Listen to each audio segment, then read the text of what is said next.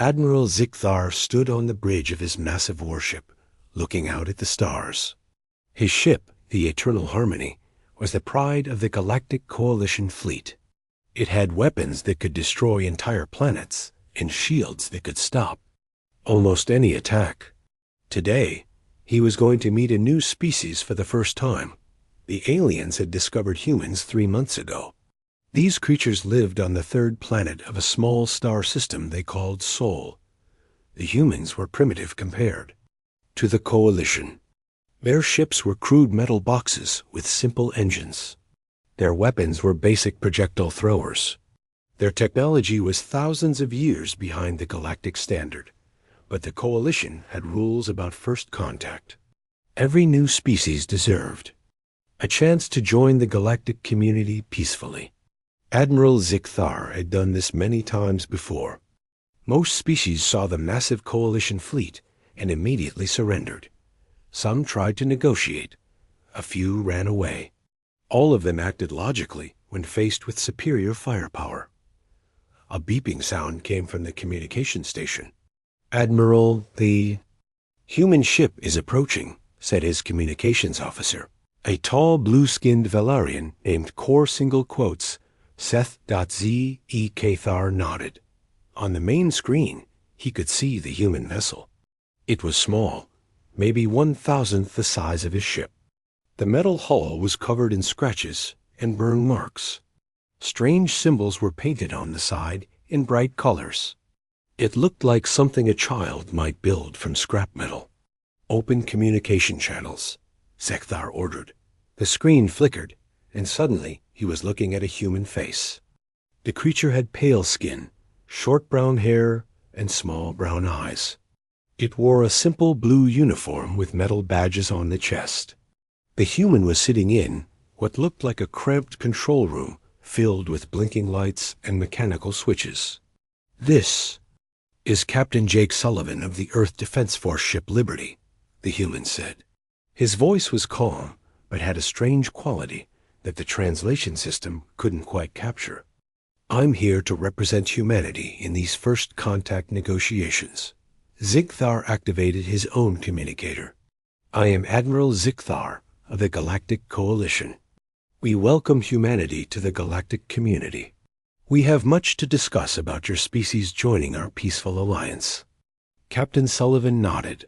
"We appreciate the welcome, Admiral. My people are excited to learn about other species in the galaxy.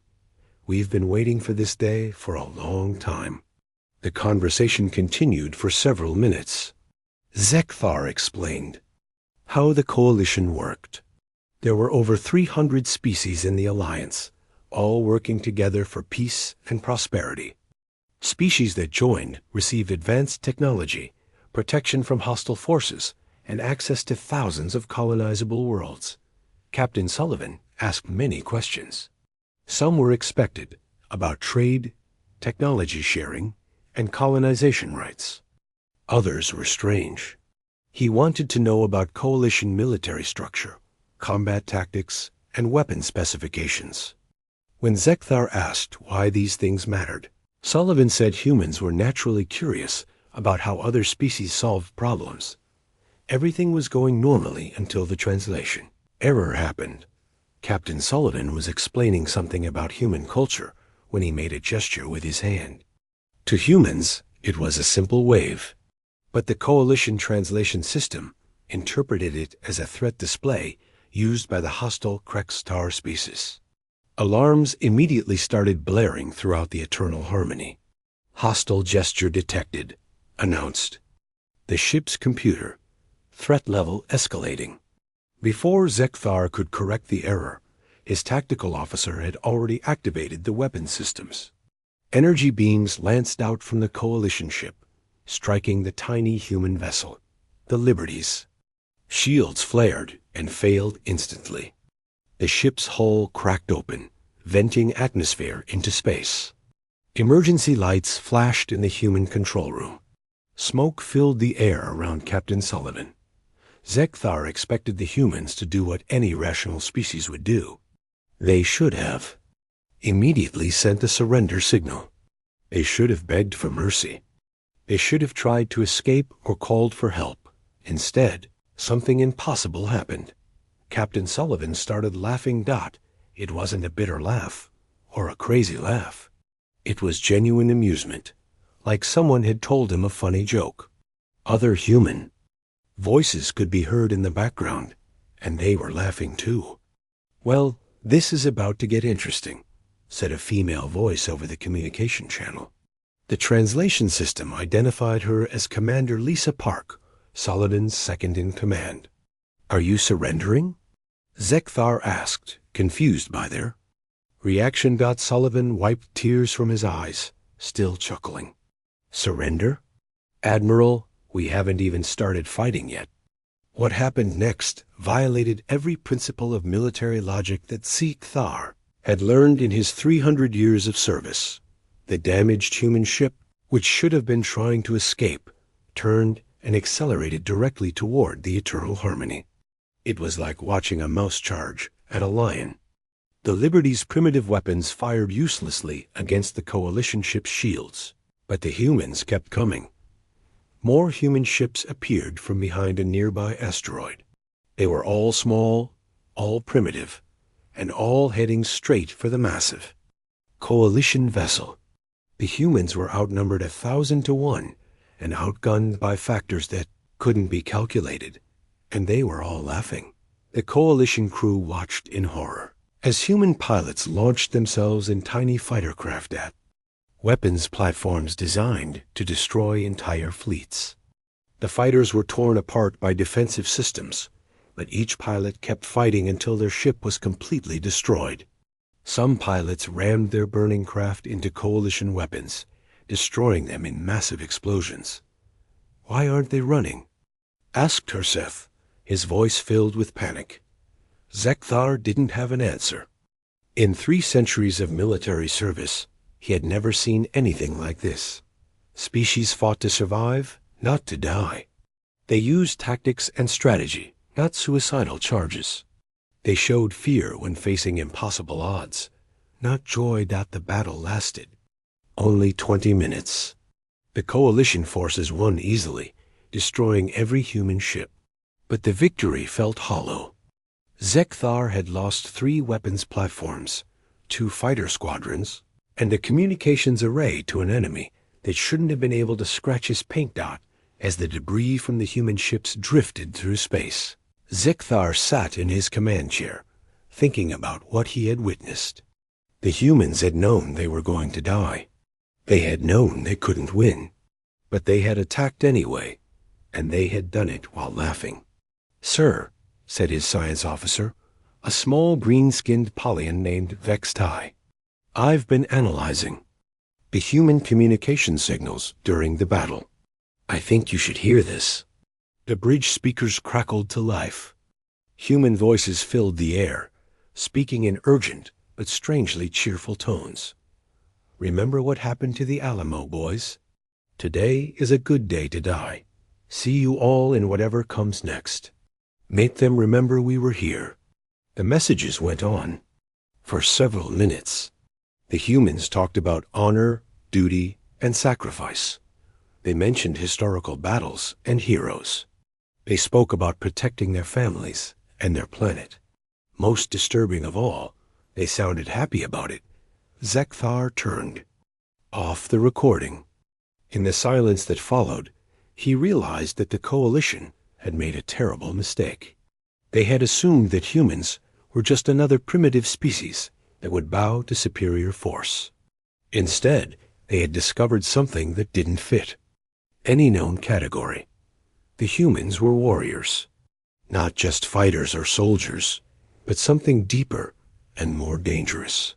They were a species that found joy in battle and honor in death.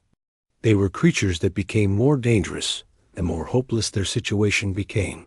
"Sir," said Herseth quietly, "what do we do now?" Zekthar looked out at the debris field where the human ships had died.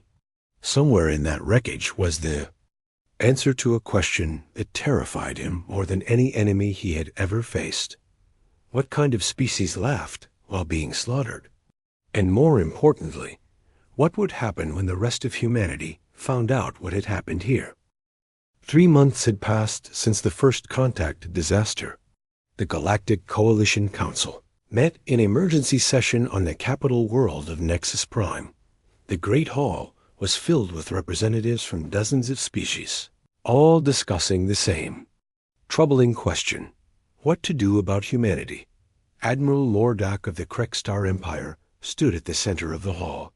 His red scales gleamed under the lights as he addressed the council. "The solution is obvious," he said in his deep, rumbling voice. "We made an error in judgment. These humans are clearly a hostile species that cannot be reasoned with. We must act decisively before they become a threat to galactic peace." Many council members nodded in agreement. The Paulian representative, a small creature with large eyes, spoke up. "The humans have been building defenses around their star system. Our scouts report they are using salvage technology from the destroyed Coalition ships. They are learning our secrets." Admiral Mordek's eyes glowed with confidence. "Then we stop them before they learn too much. I will take the Third Fleet to the Sol system and end this threat permanently. These primitives cannot stand against our full military might." The council voted. The decision was unanimous. Humanity would be eliminated as a threat to galactic stability. 2 weeks later, Admiral Mordek's fleet emerged from hyperspace at the edge of the Sol system. The Third Fleet was a massive force containing over 500 warships, including 3 planet-killer dreadnoughts. It was enough firepower to destroy entire civilizations. The fleet's sensors immediately detected the human defenses. The aliens had been right about one thing. The humans had been busy around Earth's orbit. The humans had built a ring of defense stations. The stations were crude compared to Coalition technology, but they were large and heavily armed. Smaller defensive platforms dotted the space between Earth and its moon. Fighter squadrons patrolled in complex patterns, their ships modified with salvaged alien technology. "Impressive for primitives," admitted Mordak's tactical officer, a spider-like creature named Psyktar, "but still no match for our forces." Mordak nodded. "Begin the attack. Target the defense stations first, then move on to the planet." The Coalition fleet advanced in perfect formation. Their weapons began charging, preparing to sweep away the human defenses in a single devastating strike. That's when the humans did something impossible again. Instead of waiting for the attack or trying to negotiate, every human ship in the system accelerated directly toward the Coalition fleet. It was the same suicidal charge they had used 3 months ago, but on a massive scale. Leading the charge was Lieutenant Commander Ryan Carter in his fighter squadron. His ship was a strange hybrid of human and alien technology, cobbled together from salvaged parts. It looked like it might fall apart at any moment, but it moved with deadly purpose. "All units, this is Bulldog Leader." Carter's voice crackled over the communication channels. "Remember, we're not trying to win this fight. We're trying to make them remember it." The human fighters dove into the Coalition formation like bullets fired from a gun. Coalition pilots, trained in logical combat tactics, tried to maintain formation and pick off the attackers systematically. But the humans weren't fighting systematically. They were fighting like they had nothing to lose. Carter's fighter took a direct hit that should have destroyed it. The ship's wing was torn off, and fire erupted from the engine compartment. Any rational pilot would have ejected or tried to make an emergency landing. Instead, Carter laughed over the radio. "Well, that's going to leave a mark," he said, then rammed his burning fighter into the bridge of a Coalition cruiser. The explosion took out half the ship's command crew. Dr. Amy Rodriguez watched the battle from Deep Space Station 7, humanity's most distant outpost. She was a scientist, not a soldier, but her job was to record everything that happened for future study. What she saw defied everything she knew about combat psychology. As the human forces took devastating losses, something strange happened. The surviving pilots didn't become more cautious or desperate. They became more aggressive. The more hopeless their situation became, the more dangerous they became. "This is incredible," Rodriguez whispered into her recorder. "The human pilots are actually fighting better as their numbers decrease. It's like they're getting stronger from adversity." On her screens, she watched Lieutenant Karen Mills pilot her damaged fighter into a group of coalition bombers. Mills had been hit by shrapnel and was losing blood, but she was still fighting. Her radio transmission was barely audible over the static. "For everyone back home," Mills said, then detonated her ship's remaining missiles at point-blank range, destroying 4 enemy vessels in a single blast. The coalition forces were winning, but they were paying a price nobody had expected. Admiral Mordek watched his tactical display with growing concern. The humans were being destroyed, but they were taking coalition ships with them at an alarming rate. "Sir," said Saiktar nervously, "we've lost 17 ships already. At this rate, we'll suffer significant casualties before we can even reach the planet." Mordek, his eyes narrowed. "Impossible. They're primitives with inferior technology. How can they be causing such damage?" The answer came from an unexpected source. The coalition had been monitoring human communication channels throughout the battle. The translation computers had been recording everything the humans said to each other. "Sir," said the communications officer, a blue-skinned Valerian named Cathara, "you need to hear what the humans are saying." The bridge speakers filled with human voices. But these weren't the panic-filled transmissions of a losing force. The humans sounded almost cheerful. "Nice shot, Rodriguez. You got 2 of them. Thanks, Carter. Your turn. Remember what happened to the guys at Pearl Harbor. Make them pay. Death or glory, people. Death or glory. See you all on the other side." The coalition crew listened in horror as the humans discussed their own deaths like they were planning a party. They talked about historical battles, made jokes about their situation, and encouraged each other to fight harder. Most disturbing of all, they talked about their families. "Tell my wife I love her," said one pilot as his ship exploded. "Make sure my kids know their dad went down fighting," said another. "Earth sends its regards," said a third, ramming his fighter into a coalition battleship. The battle continued for 3 hours. When it was over, the coalition had won a complete tactical victory. Every human ship was destroyed. Every defense station was reduced to debris. The path to Earth was clear, but Admiral Mordak sat in his command chair, staring at the casualty reports. The Third Fleet had lost over 70 ships and thousands of crew members. The humans had been outnumbered 50 to 1 and outgunned by factors that couldn't be calculated, and they had made the coalition pay for every inch of space. "Sir," said Saiktar quietly, "the human planet is defenseless. We can complete the bombardment. Now." Mordek looked at the blue-green world spinning peacefully in the distance. It looked so small and helpless, but he couldn't shake the feeling that destroying it would be a mistake. "Sir?" Saiktar asked again. Before Mordak could answer, the communications officer spoke up. "Admiral, we're receiving a transmission from the planet. Put it through." The main screen flickered, and suddenly they were looking at a human face.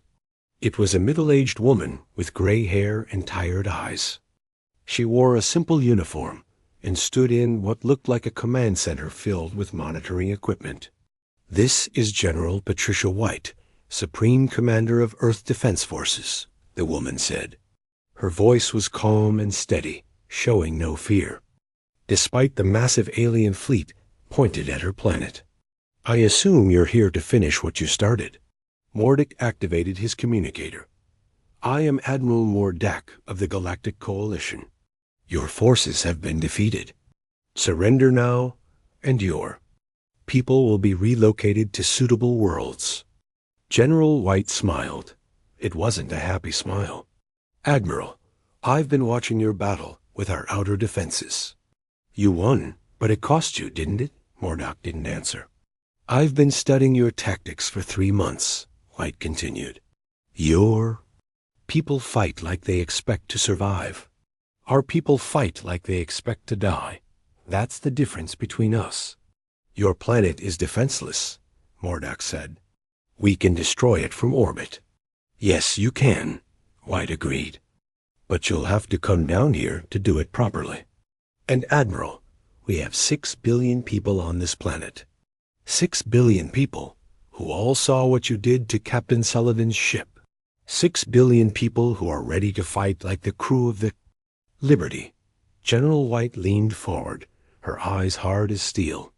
So the question is, Admiral, how many of your people are you willing to lose to kill all of ours? Mordock looked at his casualty reports again. 70 ships lost to defeat a few hundred human fighters. If the humans on the planet fought like the ones in space, the cost would be unthinkable. We will withdraw for now, he said finally, but this is not over. General White nodded. No, Admiral, it's not over. It's just beginning. The coalition fleet pulled back to a safe distance. As they departed, Admiral Mordock realized that they had won a battle, but might have lost something much more important. They had shown the humans that they could be beaten, but they had also shown them exactly how much it would cost to do it. And somehow, Mordock suspected that the humans were already planning to make that cost even higher. Dr. Tisara stood outside the holding cell, looking through the transparent aluminum wall at the human prisoner inside. The creature sat calmly on a simple metal bench, apparently unbothered by his captivity. His name was Pete Collins, a human, military officer captured during the recent battle. Tisara was the Coalition's leading expert on alien psychology.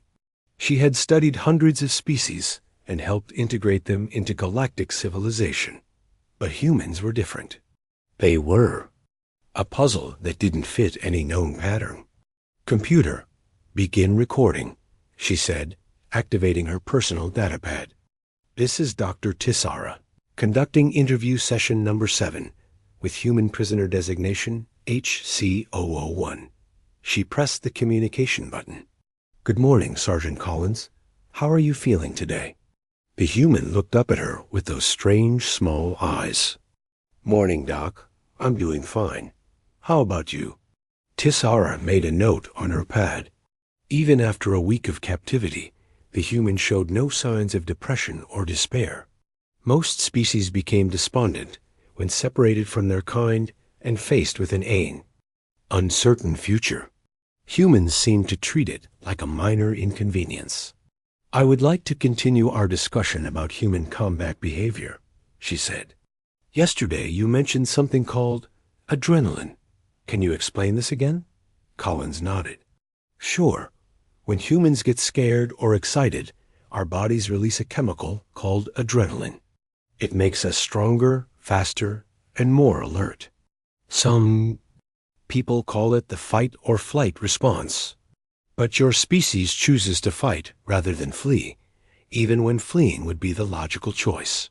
Sometimes, Collins agreed. Depends on the situation. If we're protecting something important, we'll fight even if we know we can't win. Tisara found this concept disturbing. What could be important enough to choose certain death? Collins was quiet for a moment. Have you ever had children, Doc? My species reproduces through spore budding. We do not form emotional attachments to our offspring. Well, humans do. We die for our kids without thinking twice about it. Same goes for our friends, our families, our homes. Some humans will die for complete strangers if they think it's the right thing to do. Tisara made more notes. The human concept of self-sacrifice was difficult for her to understand. In her species, individual survival was always the highest priority.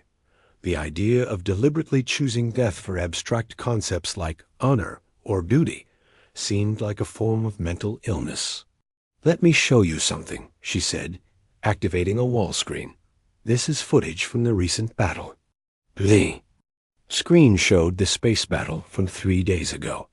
Human fighters diving into coalition formations, ramming their ships into enemy vessels, fighting to the last breath even when their cause was hopeless. Collins watched with interest. That's some good flying, he said. Who was the pilot in that? Modified fighter, the one that took out the cruiser? Lieutenant Commander Ryan Carter. He died in the attack. Yeah, I figured. But look at that approach angle. Perfect timing on the ram. Carter was a real professional. Tessara stared at the human. You're talking about the death of your own comrade as if it were a tactical exercise. It was a tactical exercise, Doc. Carter knew he was going to die. The question was whether he could make his death count for something. He did. Don't you feel sadness about his death? Collins was quiet for a long moment. Yeah, I do. Carter was a good man. But he died doing his job, protecting people he cared about. That's not a tragedy. That's an honor. The interview continued for another hour. Tessara asked about human history, learning about countless wars and battles. She discovered that humans actually celebrated military defeats like the Alamo Thermopylae and Custer's Last Stand. They turned their failures into legends and their dead, warriors into heroes. After Collins was returned to his cell, Tessara interviewed her second human prisoner, Navy pilot Karen Stevens. Stevens had been captured when her fighter was disabled during the battle. Lieutenant Stevens, Tessara began, I want to understand why you chose to attack our fleet. When you knew you would lose. Stevens smiled. Who says we lost? Your forces were completely destroyed. Your fleet was eliminated. How is that not a loss? Doc, you came here with 500 ships to attack one small planet. You're leaving? With 430 ships. You showed the entire galaxy that humans don't roll over and play dead when threatened. And you gave us 3 months to prepare for your return. Tessara consulted her notes. You believe we will return? I guarantee it. You can't leave us alone. No, we've seen your technology, studied your tactics, and learned your weaknesses. Every day you delay is another day for us to get stronger. What makes you think you can become strong enough to challenge the coalition? Stevens leaned back in her chair. Let me tell you a story, Doc. A few hundred years ago, my country was attacked by a much stronger enemy. They destroyed our main naval base and killed thousands of our people. The enemy thought they had won a great victory. What happened? We spent the next 4 years hunting them down and destroying them completely. We didn't stop until their entire empire was in ruins. Humans have a saying, you can't just wound a human and walk away. You have to make sure they're dead, or they'll come back for you. That evening, Tessara studied the recordings of her interviews. She also reviewed footage from the battle, analyzing human behavior under extreme stress. What she discovered was deeply disturbing. Human beings possessed a physiological response to danger that actually made them more effective fighters. The adrenaline Collins had mentioned was real, and it gave humans enhanced strength, speed, and reaction time during combat. But more than that, humans seemed to have evolved psychological traits that made them uniquely suited for warfare. They formed strong emotional bonds with their companions, creating unit cohesion that was almost unbreakable. They were capable of incredible sacrifice for abstract concepts like honor and duty. Most disturbing of all, they actually enjoyed fighting. Tessara had reviewed hours of human communication from the battle. The pilots weren't just resigned to their fate. They were excited about it. They competed with each other to see who could cause the most damage. They made jokes while under fire and laughed at death itself. No other species in the galaxy behaved this way. Most creatures fought only when cornered and fled when given the chance. Humans sought out combat and seemed To thrive on it, she began writing her report to the Coalition Council. It was the most disturbing document she had ever created. Subject: Preliminary Analysis of Human Combat Psychology. Human species represents a fundamental anomaly in galactic civilization. Unlike all known sapient species, humans appear to have evolved as persistent predators with highly developed pack hunting instincts. These traits have carried over into their military behavior in ways that make them uniquely dangerous.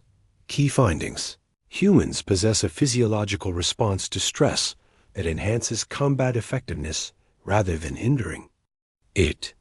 This adrenaline response increases strength, speed, and mental acuity during life-threatening situations. Human social bonding creates military units that function as extended family groups.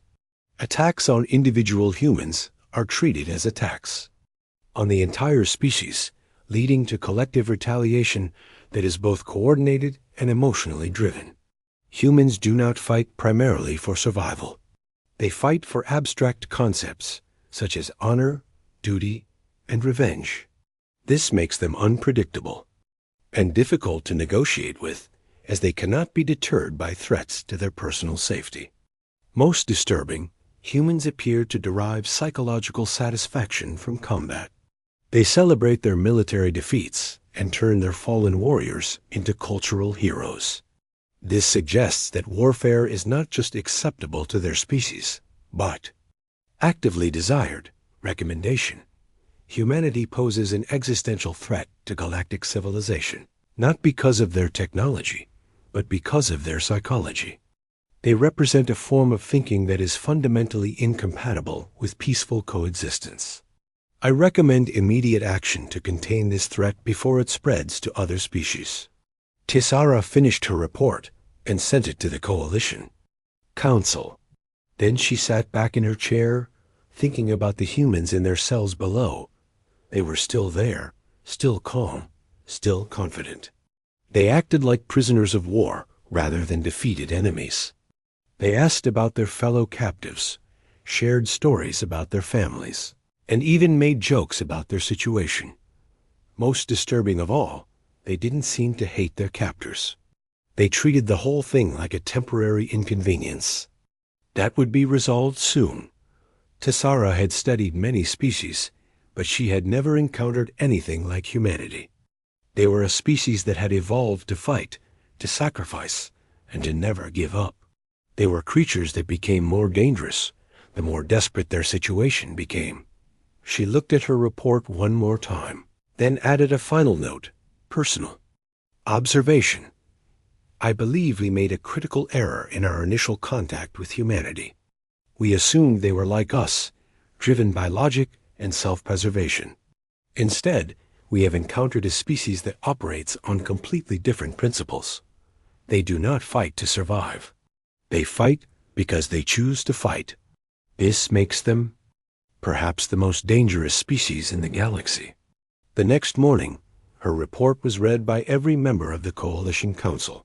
The response was immediate and unanimous. Humanity had to be stopped, but as advises. Colonel Steve Mitchell stood in the command center of the rescue ship Valor, watching the smoking ruins of New Texas Colony on the main screen. The human settlement had been built on a distant world, far from Earth, where 3,000 people had tried to start a new life. Now it was gone. The Coalition forces had found the colony 2 weeks ago. They had attacked without warning, destroying everything. The message was clear. Humanity would not be allowed to spread to other worlds. Any survivors? Mitchell asked his communications officer. Lieutenant Helen Brooks checked her instruments. Negative, sir. Life support readings are 0 across the entire settlement. They're all dead. Mitchell clenched his fists. He had served in the military for 20 years, but he had never seen anything like this. The Coalition hadn't just destroyed the colony. They had made sure everyone died slowly, cutting off power and life support before finishing them off. Sir, said his tactical officer, Commander Rick Martinez, We're picking up coalition ships leaving the system. Looks like a full battle group, maybe 40 vessels. Mitchell turned to face his crew. The men and women around him were all professionals, trained soldiers who had seen combat before. But the look in their eyes was something new. It was cold, calculating rage. "Set course to intercept," Mitchell ordered. "Sir?" Martinez asked. "We're just one ship. They have 40. "I know how many ships they have, Commander. Set the course." The Valor was a rescue ship designed to help human colonies in distress. It wasn't a warship. It had light armor, basic weapons, and a crew of only 200 people. Following the coalition fleet was suicide. But Mitchell had learned something important about humanity during the past few months. Sometimes the right thing to do was also the crazy thing to do. "Sir," said Brooks, "I'm picking up a transmission from Earth Command. Put it through." The screen flickered, and General Patricia White appeared. She looked older than she had 3 months ago, worn down by the stress of preparing for an invasion that everyone knew was coming. "Colonel Mitchell," she said, "I've just received word about New Texas Colony. I'm sorry." "Thank you, General. We're pursuing the coalition forces responsible." White's face went pale. "Steve, you can't take on an entire battle group with one ship. I'm not planning to destroy them, General. I'm planning to follow them." "Follow them where?" Mitchell looked at the tactical display. The coalition ships were heading for hyperspace, but their course was already plotted. They're going back to their main base. "I want to know where it is." "And then what?" "Then we make them pay for what they did here." The transmission ended. Mitchell turned back to his crew. "You all heard the General. This is going to be dangerous. Anyone who wants to transfer to another ship can do so now." Nobody moved. "All right then," Mitchell said. "Let's go hunting." The Valor followed the coalition fleet through hyperspace, staying far enough back to avoid detection. It was a dangerous game. If the aliens discovered them, the rescue ship would be destroyed instantly. But the coalition commanders were focused on their victory. They had sent a message to humanity and were returning to base to report their success. They never suspected that anyone would be foolish enough to follow them. 3 days later, the coalition fleet arrived at their base. It was a massive space station orbiting a heavily defended world deep in alien territory. The station was surrounded by hundreds of ships and defensive platforms. Mitchell recorded everything: ship positions, weapon placements, patrol schedules, communication frequencies. It was intelligence that would be invaluable in any future conflict. But he wasn't done yet. "Sir," said Martinez, "we've got what we came for. We should head back to human space." "Not yet," Mitchell replied. "Brooks, can you identify which ships were involved in the attack on New Texas?" Brooks worked at her station for several minutes. "I've got them, sir. The destroyer Void Cutter and the cruiser Star. Render, they're docked at the station for resupply." Mitchell smiled. It wasn't a pleasant expression. "Perfect. Martinez, prepare a missile barrage. Target those 2 ships specifically." "Sir, we only have 6 missiles. Even if we hit both targets, we'll never escape." "I know." The crew looked at their commander. In shock, they had expected a reconnaissance mission, not a suicide attack. "Sir," said Brooks quietly, "there are other ways to handle this. We could report back to Earth, let them plan a proper military response." Mitchell turned to face his crew. "How many of you have families?" Every hand in the room went up. "How many of you have children?" Most of the hands stayed up. The people who died on New Texas had families too. They had children. The coalition murdered them all because they wanted to send humanity a message. Mitchell's voice was cold as space. "I think it's time we sent them a message back." The Valor moved closer to the station, using the debris field from old battles to mask their approach. The coalition sensors were designed to detect large fleets, not single ships using stealth tactics. When they were in range, Mitchell gave the order, fire all missiles. 6 nuclear warheads launched from the rescue ship, streaking toward the station at maximum velocity. The coalition point defense systems tried to intercept them, but the missiles were moving too fast and were too close. The first 3 missiles hit the Void Cutter. The destroyer's shields collapsed, and its hull split open like an overripe fruit. The ship exploded in a brilliant fireball that lit up the entire station. The next 3 missiles struck the star render. The cruiser's armor held for a few seconds, then failed catastrophically. The ship broke apart in a secondary explosion that damaged nearby docking facilities. Alarms screamed throughout the coalition base. Hundreds of ships began launching to hunt down the attackers. But the Valor was already gone, disappearing into hyperspace before the aliens could react. The attack on the coalition base sent shockwaves throughout the galaxy. For the first time in galactic history, a primitive species had struck at the heart of coalition territory. The message was clear. Humanity would not be intimidated, but the real impact wasn't the destruction of 2 ships. It was what happened next. Within hours of the attack, every human settlement in the galaxy received the same information.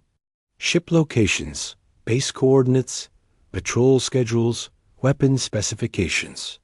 Colonel Mitchell had transmitted everything the Valor had recorded before making their attack. More importantly, he had transmitted the location of New Texas Colony and what had happened there. The response was immediate and terrifying. Lieutenant Helen Brooks had survived the attack on the coalition base, but barely. The Valor had been damaged escaping through hyperspace, and they had crash-landed on a remote human outpost. As she recovered in the medical bay, she watched the reports coming in from across human space that every human military unit was mobilizing. Not just the official Earth Defense Forces, but civilian shipping companies, mining crews, and colonist militias. Ships that had never been designed for combat were being fitted with weapons. Farmers were enlisting in local defense forces. Children too young to fight were volunteering for support roles, but most disturbing was the hunt. Using the intelligence Mitchell had gathered, human forces began systematically tracking down every coalition unit that had been involved in the New Texas attack. It didn't matter where they went or how well they hid. The humans found them. Captain Nick Turner led one of these hunting expeditions. His ship, the merchant vessel Lucky Strike, had been converted into a makeshift warship. Turner wasn't a soldier, but he had lost friends at New Texas Colony. He found a coalition patrol near the Rigel system. The alien ships were conducting routine patrols, probably unaware that they had been marked for death. Turner's ship was outnumbered 4 to 1, but that didn't matter anymore. The humans had learned that victory wasn't always about surviving the battle. Sometimes it was about making sure your enemy remembered the cost. The Lucky Strike attacked without warning, ramming the lead coalition ship at full speed. The collision destroyed both vessels instantly, but Turner's sacrifice allowed 2 other human ships to finish off the remaining patrol. His last transmission was broadcast across human space. Make them pay for what they did to Beta Colony. Within a week, the phrase had become a rallying cry for the entire human species. The coalition tried to respond, but they faced a problem they had never encountered before. They were fighting an entire species, not just a military.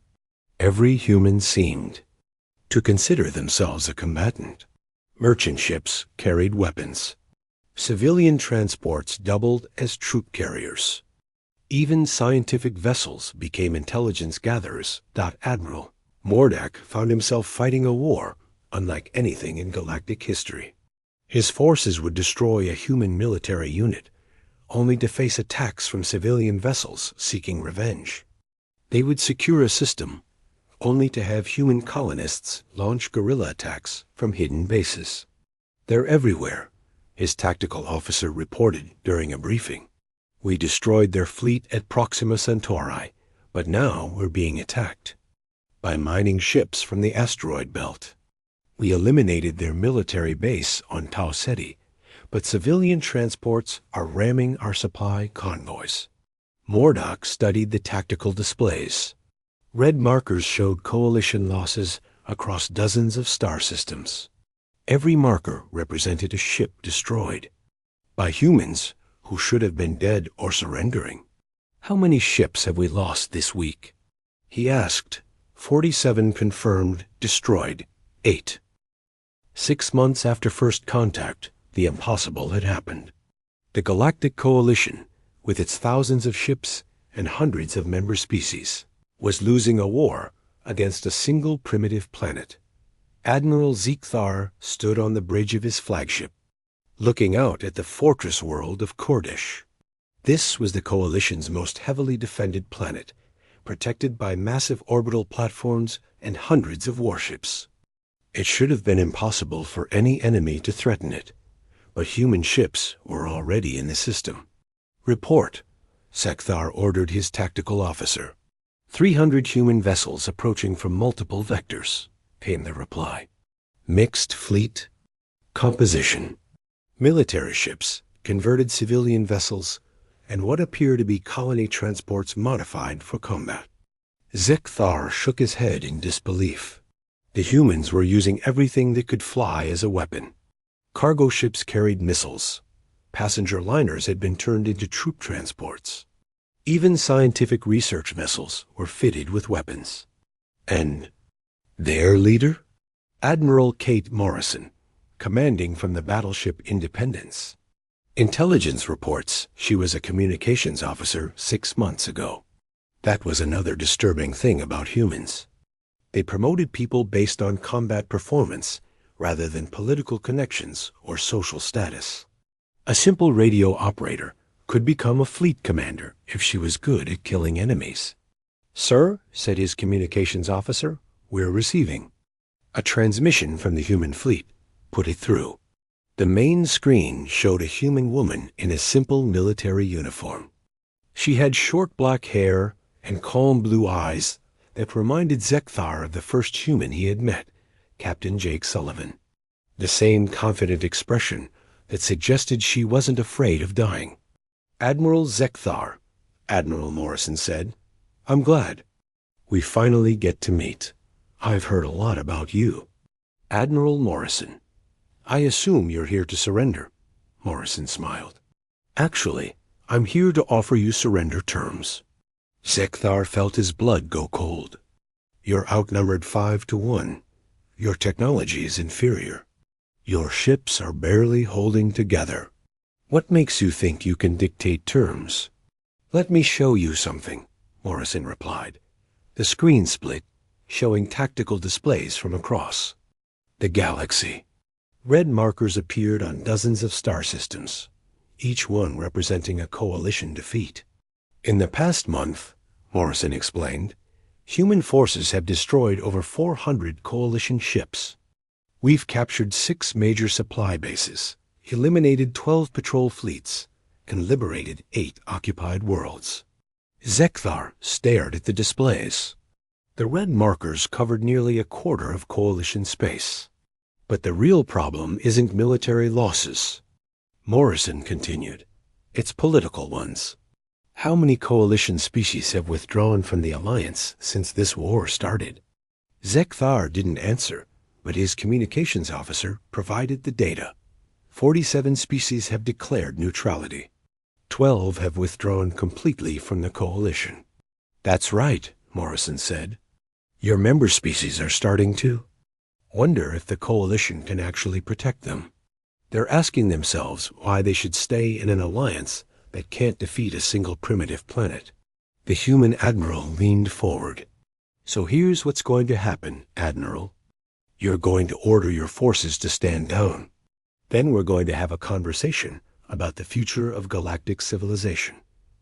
And if I refuse, then my people will destroy every ship in this system, including mine.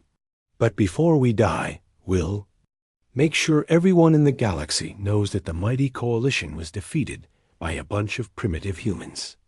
Zekthar looked at his tactical displays. The human fleet was already moving into attack formation. Their ships looked like they had been built in scrapyards, but they were crewed by people who had proven they would rather die than lose. "Sir," whispered his tactical officer, "if we fight here, we'll win. But the casualties will be enormous." Zekthar thought about the past 6 months. Every battle had been the same story. The coalition would achieve tactical victory while suffering strategic defeat. They could destroy human ships, but they couldn't break human will. "Stand down all weapons," he ordered. 2 hours later, Zekthar found himself in the strangest military conference of his career. The meeting was taking place aboard a human ship, but not as a surrender negotiation. Admiral Morrison was treating him as an equal, discussing terms like they were allies instead of enemies. "The way I see it," Morrison said, "we have a problem. The coalition needs military protection from external threats. Humanity needs access to galactic technology and trade networks. We can help each other. You want to join the coalition?" Zekthar asked. "Not exactly. You want to restructure it." Morrison activated a holographic display showing the galaxy. "Right now, the coalition tries to do everything. Diplomacy, trade, science, military defense. It's not very good at any of those things because it's trying to do all of them. What do you propose? Specialization. Let each species do what they do best. The Paulians are excellent scientists. The Valerians are natural diplomats. The Krekstar are good at logistics and supply. Management. And humans?" Morrison smiled. "We'll handle the fighting." Zekthar stared at her. "You want humanity to become the coalition's military arm? Think about it, Admiral. Your member species are terrified of war. They'll do anything to avoid fighting. But external threats exist whether you want to acknowledge them or not. The Devourers from the Galactic Rim, the Machine Collective, the Dark Fleet from beyond the Spiral Arm." Morrison gestured to the tactical displays. "These threats require a military response, but most coalition species would rather negotiate or hide. It doesn't work against enemies that want to kill or consume everything in their path. So humans would fight these battles for the coalition. We'd fight alongside coalition forces. But yes, we'd take the lead in military operations." Zekthar considered the proposal. It was insane, but it might actually work. The coalition had always struggled with military threats because most member species were pacifists by nature. Having a warrior species to handle combat operations could solve that problem. "What guarantees do we have that humanity won't turn on the coalition?" Morrison laughed. "Admiral, we've been fighting you for 6 months. If we wanted to conquer the galaxy, we'd already be doing it. But that's not what we want. What do you want?" "We want to protect our families, our homes, and our way of life. We want to explore the galaxy and meet new species. We want to build something better than what exists now." Morrison stood up and walked to the view screen, looking out at the human fleet. "Most of my ships out there are converted civilian vessels crewed by people who were farmers, merchants, and teachers 6 months ago. They didn't choose to become warriors. They became warriors because someone threatened their children." She turned back to Zekthar. "Give us a galaxy where our children are safe, and we'll fight anyone who threatens it." The negotiations continued for 3 days. When they were finished, the galaxy had changed forever. The Kardesh Accords established a new structure for galactic civilization. The coalition would remain as a political and economic alliance, but military operations would be handled by a new organization, the Terran Defense Force. Human ships would patrol coalition space, respond to external threats, and maintain peace between member species. In exchange, humanity would receive full access to galactic technology, trade networks, and colonization rights. 3 months later, Ambassador Tony Clark stood before the Coalition Council on Nexus Prime. He was a former history teacher who had volunteered for diplomatic service after the war ended. The first Terran Defense Force patrol has returned from the Galactic Rim, he reported. They encountered a Devourer scout fleet and destroyed it completely. No Coalition losses. The Council members looked relieved. The Devourers had been a threat for decades, but previous Coalition fleets had always suffered heavy casualties fighting them. How did the humans achieve such a decisive victory? Asked the Pollian representative. Clark smiled. Corporal Alex Green led a boarding party onto the Devourer command ship. They fought hand-to-hand combat in the ship's corridors until they reached the bridge. The Devourers had never encountered anything like that before. The Valerian ambassador shuddered. Hand-to-hand combat? How primitive. Maybe, Clark agreed, but it worked. The Devourer fleet withdrew after losing their command ship. Our intelligence suggests they're telling other Devourer fleets to avoid human space. Dr. Tissara, now serving as the Coalition's liaison to humanity, raised her hand. Ambassador Clark, I've been studying human integration into galactic society. Your species continues to behave in ways that confuse other Coalition members. How? So, yesterday, a human patrol ship responded to a distress call from a Krekstar merchant vessel. The humans risked their lives to save complete strangers, and refused any reward for their actions. This behavior pattern has been repeated dozens of times. Clark nodded. That sounds right. Humans help people who need help. It's what we do. But why? There was no strategic advantage to saving that merchant ship. No political benefit. No economic gain. Dr. Tissara, you've been studying our species for months. You still don't understand us, do you? The alien psychologist looked uncomfortable. I understand your combat behavior. You fight because you enjoy it, but I don't understand your protective behavior. Clark walked to the center of the council chamber. Doctor, we don't fight because we